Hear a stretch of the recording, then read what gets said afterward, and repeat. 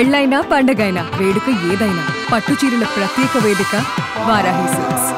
పహల్గామా దాడి తర్వాత దేశవ్యాప్తంగా నిరసనలు మిన్నంటాయి. ముఖ్యంగా భారతదేశంలో ఉన్నటువంటి ముస్లింలందరూ కూడా దీన్ని తీవ్రంగా ఖండిస్తున్నారు. ఇలాంటి దాడుల పట్ల అలాంటి ఉగ్రవాదులను బహిరంగంగా శిక్షించాలంటూ కూడా తీవ్ర కంఠంతో వారు నిన్నటి నుంచి నిరసనల కార్యక్రమాలు కొనసాగిస్తున్నారు. సో దీనికి సంబంధించి ప్రపంచ దేశాలు కూడా ఈ యొక్క దారుణ ఘటనకు సంబంధించి ఖండిస్తున్నాయి. మన దేశంలో ఉన్నటువంటి ముఖ్య నేతలు, ముస్లిం ముఖ్య నేతలే కానీ ముస్లింకి సంబంధించినటువంటి అందరు ప్రజలు కూడా రోడ్ల మీదకి వచ్చి తమ తోటి ప్రజలకు జరిగినటువంటి, మన దేశ పౌరులకు జరిగినటువంటి దారుణానికి సంబంధించి వారందరూ కూడా తీవ్ర ఆగ్రహాన్ని వ్యక్తం చేస్తున్నారు. దీనికి సంబంధించి మనం మాట్లాడదాం. మనతో పాటు మైనార్టీ నేత ఫారిక్ సిబ్లీ గారు ఉన్నారు. సో నిన్న వారు కూడా నిరసన కార్యక్రమాలు చేపట్టడం జరిగింది విజయవాడలో. సార్ నమస్తే ఫారూక్ గారు. నమస్తే అండి. సో ఈ దారుణ ఘటనకు సంబంధించి మీరు నిన్న నిరసన కార్యక్రమాలు కూడా చేయడం జరిగింది. ఈ రోజు కూడా కొన్ని కార్యక్రమాలు చేస్తున్నట్టున్నారు నమాజ్ అయిపోయినటువంటి తర్వాత. అవునండి. సో ఎట్లా చూస్తున్నారు, మొత్తం ముస్లిం సమాజం అంతా ఎట్లా చూస్తుంది ఈ ఘటనకు సంబంధించి? ఇక్కడ చాలా స్పష్టంగా ఒక విషయం మీకు తెలియజేస్తానండి. ఎందుకంటే ఇది ఎటు నుంచి చూసినా గానీ ముస్లింల పై ఒక అపనింద అనేది వేసే ప్రయత్నం ఏదైతే జరుగుతుందో దానికి అసలు ముందు ఇస్లాం ధర్మం ఏం చెప్తుంది, ఏదైతే ఇస్లాం ధర్మం ఉందో చాలా స్పష్టంగా ఇక్కడ జరిగినటువంటి అంశం ఏంటంటే దీనిలో ఎటువంటి జబర్దస్తి లేదు, ధర్మంలో ఎటువంటి జబర్దస్తి లేదు అని చెప్పేసి చాలా స్పష్టంగా ఖురాన్ తెలియజేస్తుంది. నంబర్ 1. మరి అలాంటప్పుడు వీళ్ళు జబర్దస్తి చేసి వాళ్ళని హతమాత్రం ఏదైతే ఉంచుకోండి, మళ్ళీ అక్కడ వాళ్ళు రెండో తప్పిదం చేశారు. రెండో తప్పిదం ఏంటంటే ఎవరైతే అమాయక ప్రజలు ఉన్నారో, అమాయక ప్రజలు సివిలియన్స్ ప్లస్ అది కాకుండా వారు అమాయకులు, వాళ్ళకి అసలు ఏంటి అభింశం తెలియదు, అటువంటి వాళ్ళని చంపడం ఏదైతే ఉందో దాని గురించి ఖురాన్ చాలా స్పష్టంగా 5వ అధ్యాయం 32వ వాక్యం సూరే అల్ మైదాలో ఏమంటుందంటే, ఒక అమాయక ప్రజల యొక్క ప్రాణాలను హరించడం సర్వమానవుని యొక్క ప్రాణాలను హరించటమే. ఫారూక్ గారు, ఒకటి ఉగ్రవాదులు మతం పేరుతో చేసినటువంటి మారణకాండకి ప్రధాన కారణం ప్రశాంతంగా ఉన్నటువంటి మన దేశంలో విద్వేషాలు రెచ్చగొట్టేటువంటి ప్రయత్నంలో భాగం అనుకోవచ్చా? కేవలం అదొక్కటి మాత్రమే కాదు, దాంతో పాటు ఇంకో యాంగిల్ కూడాను ఉంది. ఆ యాంగిల్ ఏంటంటే, మీరు ఆర్టికల్ 370 తీసేసిన తర్వాత అప్పుడు ఏదైతే అక్కడ ఉన్నటువంటి ఉద్రిక్తపరమైనటువంటి పరిస్థితులు ఇవన్నీ కూడాను సర్దుమణికి అక్కడ నెమ్మదిగా ఏంటంటే ఒక డెమోక్రటిక్ గా ఒక ప్రభుత్వాన్ని ఎన్నుకున్నారు. ఇప్పుడు అందరు కూడాను ప్రశాంతంగా ఏదైతే పర్యాటకులు ఉన్నారో, పర్యాటక కేంద్రం కాబట్టి జమ్మూ కాశ్మీర్ యొక్క మేజర్ ఆర్థిక వ్యవస్థ పూర్తిగా కూడాను ఏదైతే ఈ పర్యాటక రంగం ఉందో దానిపైనే ఆధారపడి ఉంటుంది. జమ్మూ కాశ్మీర్ లో ఈ రోజున మీరు చేసింది కేవలం ఒక 26 మంది హిందువుల్ని కాదండి వీళ్ళు చంపింది, యావత్తు కాశ్మీరీలను వీళ్ళు చంపేశారు. ఎందుకు ఆ మాట అంటున్నానంటే, వీరి యొక్క బ్రెడ్ అండ్ బటర్ పూర్తిగా పర్యాటక రంగం. మరి అలాంటప్పుడు ఈ రోజున మీరు ఎవరు వెళ్తారండి పర్యాటకానికి? అక్కడికి ఇప్పుడు ఉన్న సిచ్యువేషన్ లో ఎవరైనా వెళ్తారా? కనీసం ఇంకో 6 నెలలైనా కానీ కనీసం పడుతుంది మళ్ళా సామాన్యమైనటువంటి పరిస్థితికి రావడానికి. కాబట్టి వీరు ఏదైతే ఈ పని చేశారో ఇది పిరికి పంద చర్య ఒకటైతే, రెండోది వీరు ఎవరైతే అక్కడ ఉన్నటువంటి కాశ్మీరీలు, ఈ కాశ్మీరు భారతదేశంది, మేము భారతీయులం, మేము భారతదేశంలో అంతర్భాగం అని చేసి నమ్మి వాళ్ళు జీవనం కొనసాగించడం మొదలు పెట్టారు. ఇది నచ్చక అక్కడ ఉన్నటువంటి ముస్లింలకు వ్యతిరేకంగా కూడాను వీళ్ళు దాడులు చేశారు. ఇక్కడ ఇంకో అంశం మనం గమనించాలండి పని గారు. ఇప్పుడు చంపింది ముస్లింలు అంటున్నారు, చంపబడ్డది హిందువులు అంటున్నారు, కానీ ఇదే హిందువులని కాపాడింది ఒక ముస్లిం అని చెప్పేసి మనం గమనించాలండి. ఇక్కడ ఇంకో అంశం ఏంటంటే, అవును, తను ఉగ్రవాదులకు ఎదురెళ్ళి గన్నును పట్టుకొని పేల్చేద్ద ప్రయత్నం చేశారంట పాపం ఒక అతను, లోకల్ అతను. దాని తర్వాత అతనే హతమార్చడం జరిగింది, అతనే చచ్చిపోయాడు. దాని తర్వాత మీకు జార్ఖండ్ కి చెందినటువంటి ఒక బీజేపీ నేత అతను పెట్టినటువంటి ఒక పోస్టు ఈరోజు సామాజిక మాధ్యమాల్లో వైరల్ అయ్యి దాన్ని ప్రముఖ ఇండియన్ ఎక్స్ప్రెస్ సంస్థ దాన్ని ప్రచురించింది. ఏమని చెప్పేసి చెప్తుందంటే, మాకు అత్యంత దారుణమైనటువంటి సిచ్యువేషన్ లో మేము ఉన్నప్పుడు మమ్మల్ని కాపాడింది ఈ కాశ్మీరీ యువకుడు అని చెప్పేసి చెప్తూ, Pahalgam guide became an Guardian Angel, అంటే ఒక ఏమంటారు, ఒక ఫరిష్ఠా ప్రవక్త, Angel for Chhattisgarh BJP worker. And ఇంకొకటి ఘటన జరిగినటువంటి జమ్మూలో ఉన్నటువంటి ముస్లింస్ అందరూ కూడా లోకల్సే, వాళ్ళే తీవ్ర కంఠంతో వ్యతిరేకించారు ఈ ఘటనకు సంబంధించి.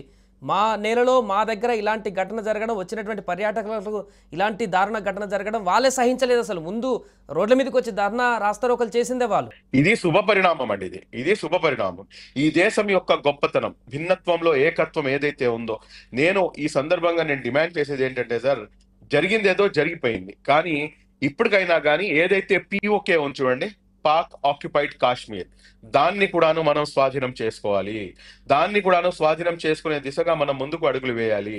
పాకిస్తాన్తో ఇక్కడ ఉన్నటువంటి ముస్లింలకు ఎటువంటి సంబంధం లేదు. వాళ్ళని పూర్తిగా ఖండిస్తుంది భారతదేశంలో ఉన్నటువంటి ముస్లిం సమాజము. ఇంకో అతిపెద్ద అంశం ఏంటంటే, మీకు 2008లో అనుకుంటారండి, ఒక యాంటీ టెర్రరిజం ఒక ప్రోగ్రామ్ ఒకటి కండక్ట్ చేసి దాదాపు 600 మంది ముస్లిం మత పెద్దలు, మన మన దేశానికి చెందినటువంటి పెద్ద పెద్ద ఉలేమాలు, మత పండితులు, అన్ని మద్రసాలకు చెందినటువంటి వాళ్ళు కలిసి యునానిమస్ గా ఒక డిసిజన్ తీసుకుని ఒక ఫత్వా ఒకటి జారీ చేశారు. ఎవరైతే ఇటువంటి చర్యలకు పాల్పడతారో వాళ్ళు ఏ మాత్రం కూడాను ముస్లింలు కాదు అని చెప్పేసి. కాబట్టి ఇస్లాంతో ఈ టెర్రరిజానికి ఎటువంటి సంబంధం లేదు. అవును. అండ్ ఇప్పుడున్నటువంటి పరిస్థితుల్లో పాకిస్తాన్తో ఇంకా యుద్ధం తప్ప వేరే మార్గం లేదంటారా? ఎందుకంటే ఇలాగ ఘటనలు జరుగుతూనే ఉన్నాయి, గతంలో జరిగాయి, ఇంకా భవిష్యత్తులో కూడా జరిగేటువంటి అవకాశం ఉంది. సైలెంట్గా ఉంటే ఇక పర్మనెంట్ సొల్యూషన్ కావాలంటే ఇక యుద్ధం చేయాల్సిన పరిస్థితి ఏర్పడిందంటారా? ఒకటి సార్, ఇక్కడ ఉన్నటువంటి దేశంలో ఉన్నటువంటి ముస్లింలు కన్నెర్ర చేస్తే, నేను మా అందరి భారతీయుల గురించి చెప్పట్లేదండి, కేవలం ముస్లిం సమాజం అంటే మైనారిటీ సమాజం కన్నెర్ర చేస్తే పాకిస్తాన్ యొక్క రూపురేఖలు ఈ పటంపై ఉండవండి. ఇది మన అందరికీ తెలిసిన నగ్న సత్యం. ఒకవేళ కనుక వీళ్ళ యొక్క పరిస్థితి మారకపోతే, ఏదైతే అఖండ భారత్ అని చెప్పేసి ఇంతకు ముందు ఉండేదో అదే రకంగా పాకిస్తాన్ కూడాను అటువంటి బుద్ధి నేర్పించాల్సినటువంటి అవసరం ఉంది. కానీ ఇక్కడ గమనించాల్సినటువంటి అంశం ఏంటంటే, అక్కడ ఉన్నటువంటి సివిలియన్స్ ఎవరైతే ఉన్నారో వాళ్ళ యొక్క పరిస్థితి కూడాను చాలా డిఫరెంట్ గా ఉంటుందండి. మనం ఇక్కడ ఏ రకంగా అయితే మనం శాంతిని కోరుకుంటామో, అక్కడ ఉన్నటువంటి కొంతమంది సివిలియన్స్ కూడాను శాంతిని కోరుకుంటారు. ఎవరైతే రాజకీయ నాయకులు ఈ పని చేస్తున్నారో, లేకపోతే ఎవరైతే ఈ మిలిటెంట్స్ ఇటువంటి పని చేస్తున్నారో వాళ్ళకి వ్యతిరేకంగా వాళ్ళు ఉన్నారు. కాబట్టి వీరి యొక్క ఆర్థిక వ్యవస్థ నడ్డి ఇరగొట్టే విధంగా ముందు మనం ప్రణాళిక రచించాలండి. పాకిస్తాన్ ఆల్రెడీ చాలా ఆర్థిక పరమైనటువంటి సంక్షోభంలో ఉంది. ఆ సంక్షోభాన్ని మరింతగా పెంచే దిశగా ఆల్రెడీ 140 రూపాయలు అంటండి వాటర్ బాటిల్. మిల్క్ 1 లీటర్ వచ్చేసి మీకు దాదాపు 300 రూపాయలు అంటండి. ఇటువంటి ఒక 4 బ్రెడ్ ముక్కలు ఉన్నటువంటి ప్యాకెట్ 400 రూపాయలు అంట. అంటే ఇంత దారుణమైనటువంటి ఇన్ఫ్లేషన్ ని పాకిస్తాన్ అనుభవిస్తుంది. మరి అలాంటప్పుడు ఇది ఎందుకంటే చెప్పండి, ఒకవేళ మొత్తం ఆంధ్ర రాష్ట్రం, మన దేశంలో ఉన్నటువంటి పౌరులందరం కూడాను మా ఆర్మీ తలుచుకుంటే కనుక కరెక్ట్ గా ఒక రోజులో మొత్తం కూడాను క్లోజ్ చేసేసి పాకిస్తాన్ ని మేము కలిపేసుకునేటటువంటి పరిస్థితి. ఈ విషయం వాళ్ళకి కూడా తెలుసు. కానీ కావాలని చెప్పేసి, అంటే ఈ కుట్రలకి నేను ఏమంటానంటే, ఇది ఒక కుట్ర అండి. ఈ కుట్రలో వాళ్ళు పన్నినటువంటి పన్నాగంలో మనం పడకూడదు. వాళ్ళ కుట్ర ఏమిటంటే, ఇక్కడ పరిస్థితుల్ని అనిశ్చితం చేయాలి. ఇక్కడ ఏదైతే స్టేబుల్ మైండ్ సెట్ ఉందో ఆ స్టేబుల్ మైండ్ సెట్ ని డిస్టర్బ్ చేయాలి. హిందువుల ముస్లింల మధ్య ఏదైతే ఐక్యత ఉందో ఆ ఐక్యతను సర్వనాశనం చేయాలి. ఇది చేస్తేనే వాళ్ళు గెలుస్తారండి. మనం ఆ దిశగా మనం వెళ్ళకూడదు. మనం యాజ్ ఏ ఇండియన్స్, మా కులాలు, మతాలు, పార్టీలు అన్నింటినీ కూడా తీసి పక్కన పెట్టి ఎస్ వీఆర్ ఇండియన్స్ అని చెప్పేసి మనం ముందు నుంచోవాలి. ఏదైతే ఈ పరిస్థితులు ఉన్నాయో ఈ పరిస్థితిలో కేంద్ర ప్రభుత్వానికి పూర్తిగా బాసటగా నుంచోవాల్సినటువంటి బాధ్యత భారతదేశ ప్రతి పౌరుడిది కూడాను. ఈ రోజున జుమ్మా నమాజ్ తర్వాత కూడాను ఏదైతే బ్లాక్ రిబ్బన్స్ ఉన్నాయో ఆ బ్లాక్ రిబ్బన్స్ ధరించి మనం అందరం కూడాను ప్రార్థనలకు వెళ్ళాలి అని చెప్పేసి పిలుపునివ్వడం జరిగింది. కాబట్టి ఈ పరిస్థితుల్లో ఏంటంటే సార్, 100% ఏదైతే భిన్నత్వంలో ఏకత్వం ఉందో, ప్రపంచ దేశాల్లో భారతదేశానికి ఉన్నటువంటి ఏదైతే డిఫరెన్స్ ఉందో ఆ డిఫరెన్స్ ని మరలా మనం పునర్నిర్వచనం ఇవ్వాల్సినటువంటి బాధ్యత ఉంది. హిందూ సోదరులకి ఏమైనా ఇబ్బంది వస్తే వారికి ఈ దేశంలో ఉన్నటువంటి ముస్లింలైనటువంటి మేము మా యొక్క ప్రాణ త్యాగాలు చేసైనా గాని, మేము మా రక్తాన్ని చిందించైనా గాని మీకు మేము కాపాడుకుంటాము, మీకు అడ్డుగా మేము నుంచుంటాము అని చెప్పేసి ఒక భరోసా ముస్లిం సమాజం నుంచి వెళ్లాల్సినటువంటి అవసరం ఉంది. అదే విధంగా అదే ఆప్యాయత, అదే సోదర భావాన్ని హిందూ సమాజం కూడాను దగ్గర తీసుకొని మనం అందరము ఐకమత్యంగా ఉండాలి. ఈ దేశం మనది. ఈ దేశంపై వచ్చినప్పుడు మనం అందరం కూడాను కలిసికట్టుగా దీనిపై పోరుబాట పట్టాల్సినటువంటి అవసరం ఉంది అన్న నినాదాన్ని ప్రతి భారతీయుడు కూడాను నరాన్న గట్టిగా జీర్ణించుకోవాల్సిన.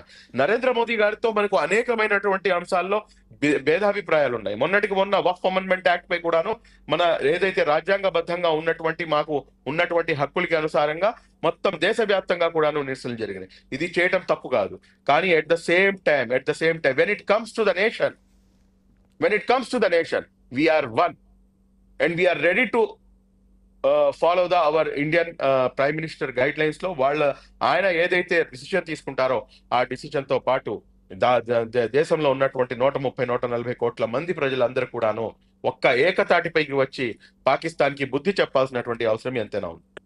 అంటే ఇంత మన దగ్గర సైన్యం ఉంది, మన స్ట్రెంగ్త్ ఏంతో తెలుసు, ప్రపంచ దేశాలకు తెలుసు, అన్ని తెలుసు, అయినా కూడా మేకపోతు గాంభీర్యాలు అన్నట్టుగా ఇప్పటికి ఈ రోజుకి పాకిస్తాన్కి సంబంధించిన ఆర్మీ కానీ ప్రభుత్వం కానీ అసలు మేము ఊరుకునేదే లేదు, భారత్ మాకు దాడులు చేస్తే ప్రతి దాడి చేస్తాం, అంతం చూస్తామని రెచ్చిపోతున్నటువంటి పరిస్థితి. అంటే ఏం చూసుకొని వారికి ఆ ధైర్యం, ఏం చూసుకొని అలాంటి మాటలు మాట్లాడుతున్నారని చెప్పుకోవచ్చు. మొరిగే కుక్క కరుస్తుందా సార్ చెప్పండి మీరు? మొరిగే కుక్క కరుస్తుందా? కరిసే కుక్క అయితే కనుక మొరగదండి. కాబట్టి ఈ పాకిస్తాన్ ఆర్మీ కుక్కలు ఎవరైతే ఉన్నారో వీళ్ళు ఏవి పీకలేరండి, ఏవి పీకలేరు. వాళ్ళకి కూడా తెలుసు ఆ విషయం. వాళ్ళు జస్ట్ ఏంటంటే మైండ్ గేమ్ ఆడుతున్నారు. వాళ్ళు మైండ్ గేమ్ ఆడి ఈ దేశాన్ని అనిశ్చితం చేయాలి, ఇక్కడ హిందూ ముస్లింల గలాటాలను పెంచి పోషించాలి, అక్కడ కాశ్మీరీలు ఎవరైతే ఉన్నారో ఆ కాశ్మీరీలు ఆల్రెడీ మేము భారతదేశంలో అంతర్భాగం అని చెప్పేసి వాళ్ళు జీవనం సాగించడం మొదలు పెట్టేశారు, దీన్ని మేము డిస్టర్బ్ చేయాలి. డిస్టర్బ్ చేయాలంటే గనక ఇటువంటి కుట్రలు పన్నాలి. ఇప్పుడు అక్కడ ఉన్నటువంటి ముస్లింలు వాళ్ళకి అనుకూలంగా ఉంటే గనక వాళ్ళు రోడ్ల మీదకి వచ్చి ఎందుకు ధర్నాలు చేస్తారండి? అక్కడ ఉన్నటువంటి ముస్లింలు ఈ విధంగా ఉంటే కనుక ఆ హుసేన్ అన్న వ్యక్తి ఎందుకని చెప్పేసి ప్రాణాలు అర్పిస్తారండి? ఎందుకని చెప్పేసి తాహిరు ఒక బీజేపీ వర్కర్ అని చెప్పేసి తెలిసి కూడాను అతన్ని ఎందుకు కాపాడతాడండి? ఇక్కడ బీజేపీయా లేకపోతే హిందువా ముస్లిమా ఆర్ఎస్ఎస్ఆ లేకపోతే ఇంకో మతమా ఏమి లేస్తారు? We are Indians, there ends the matter. దాన్ని అనిశ్చితిపరచడానికి, దాన్ని డిస్టర్బ్ చేయడానికి కుట్రలు చేస్తున్నారు. ఆ కుట్రల్లో మేము భాగస్వామ్యం కాకూడదంటే కనుక మన ఐక్యతతో, మన భిన్నత్వంలో ఏకత్వంలో ఏదైతే నినాదం ఉందో, ఏదైతే ప్లూరలిజం ఉందో దాన్ని మనం విడనాడకుండా మనం అందరం కావాలంటే ఈ సమస్య సర్దుమణిగిపోయిన తర్వాత మా మధ్యలో ఉన్నటువంటి భిన్నాభిప్రాయాలపై మనం చర్చించుకుందాం. ఇబ్బంది లేదు. ఎందుకంటే ఒక కుటుంబం సార్ మాది. ఒక కుటుంబంలో నేను, నా మొగుడు, పెళ్ళం, 2 పిల్లలు ఉన్న చోటనే భిన్నాభిప్రాయాలు ఉంటాయి. ఇంత పెద్ద దేశంలో అనేకమైనటువంటి భిన్నాభిప్రాయాలు ఉంటాయి. అవి ఏమైనా ఉన్నప్పుడు మేము చూసుకుంటాం. బయట వాడు ఎవడైనా కానీ తల దొరిస్తే మట్టుకు వాడి తలని, ఆ ముండాన్ని మనం సపరేట్ చేయాల్సినటువంటి అవసరం ఈ దేశంలో ఉన్నటువంటి ప్రతి భారతీయుడికి ఉంది. రైట్. ఫైనల్గా ఒకటి, ఫారూక్ గారు, వచ్చినటువంటి దుండగులు ఇలాంటి ఉగ్రవాదులు ఇస్లాం ముసుగు చెప్పుకొని, ఇస్లాం పేరు చెప్పుకొని ఇలాంటి దాడులకు పాల్పడడం పట్ల ఫైనల్గా మీరేం చెప్తారు? ఇదైతే చాలా సిగ్గుమాలిన చర్య సార్. ఇది ప్రపంచ వ్యాప్తంగా కూడాను ఇస్లామోఫోబియా ఏదైతే ఉందో అది ఒక రకంగా అయితే ప్రెజెంట్ అవుతుంది. రెండో వైపు నుంచి వీళ్ళు చేస్తున్నటువంటి ఏదైతే ఇటువంటి చర్యలు ఉన్నాయో దీనికి ఇస్లాం ధర్మానికి ఎక్కడా కూడాను అసలు పొంతనే. ఇంటర్నేషనల్ ఇస్లామిక్ సమాజం, ఇంటర్నేషనల్ ఇస్లామిక్ స్కాలర్స్ దీన్ని ఖండించారు. మొన్న ఈ ఘటన జరిగినప్పుడు సౌదీ అరేబియాలో ఉన్నారు ప్రైమ్ మినిస్టర్ గారు. అక్కడ ఇమీడియట్ గా అక్కడ ఉన్నటువంటి ఇంటర్నేషనల్ ఏదైతే ఇస్లామిక్ స్కాలర్స్ ఉన్నారో వాళ్ళు ట్విట్టర్ ద్వారా వాళ్ళు స్పందించారు, ఎక్స్ ద్వారా స్పందించారు, సోషల్ మీడియా మాధ్యమం ద్వారా స్పందించారు. ఏదైతే మెయిన్ స్ట్రీమ్ మీడియా ఉందో ఇదన్నీ కూడాను బయటకు వస్తున్నాయి. ఈ రోజున నేను ఒకటే చెప్తాను సార్, ఉగ్రవాదానికి మతం అనేది లేదు. వారికి ఒకటి అదే వాళ్ళ మతం ఏమిటంటే హింస. వాళ్ళకి కావాల్సింది ఏంటంటే ఏదైతే ఇక్కడ ఉన్నటువంటి అనిశ్చితిని, ఏదైతే సోదర భావం ఉందో దీన్ని డిస్టర్బ్ చేయటం. కాబట్టి వీళ్ళు ముస్లింలు ఏమాత్రం కూడాను కాదు. ముస్లిం అన్నవాడు శాంతిని కోరుకుంటాడు. ముస్లిం అన్నవాడు ప్రవక్త ముహమ్మద్ సల్లల్లాహు అలైహి వసల్లం గారి యొక్క శిష్యులు అవుతారు, వాళ్ళు వారి యొక్క ఉమ్మతి అవుతారు. మీరు ఇక్కడ గమనించాల్సినటువంటి ఇంకో అతి ముఖ్యమైనటువంటి అంశం అదేమిటంటే ఏదైతే ఖురాన్ గ్రంథం ఉందో ఈ ఖురాన్ గ్రంథము కేవలం ముస్లింల కోసం అని చెప్పేసి పంపించబడలేదు సార్. ఈ ఖురాన్ గ్రంథం అనేది యావత్తు మానవాళి కోసం పంపించబడింది. ఇది ఒకటైతే, రెండోది ఎవరి పేరు తీసుకుంటే గనక మేము మా ప్రాణాలను, మా యొక్క పిల్లల ప్రాణాలను, మా యొక్క ఆస్తిని, మా యొక్క సంపదను, మా యొక్క ప్రతి దాన్ని కూడాను మేము తృణప్రాయంగా త్యాగం చేయడానికి సిద్ధంగా ఉంటాము. ఆ పేరే కారుణ్యమూర్తి మహమ్మద్ ప్రవక్త సల్లల్లాహు అలైహి వసల్లం. ఆయన గురించి ఖురాన్ చాలా స్పష్టంగా తెలియజేస్తుంది. అదేమిటంటే మేము మీకు ఈ ప్రపంచానికి ఈ మానవత ఈ మనుషులందరికీ కూడా మేము కరుణామయుడుగా మిమ్మల్ని పంపించడం జరిగింది అని చెప్పేసి. కేవలం ముస్లింల కోసం ఆయన రాలేదండి. ఆయన ఈ ఖురాన్ అనేది వచ్చింది, అవతరించింది కేవలం ముస్లింల కోసం ఏమాత్రం కాదు.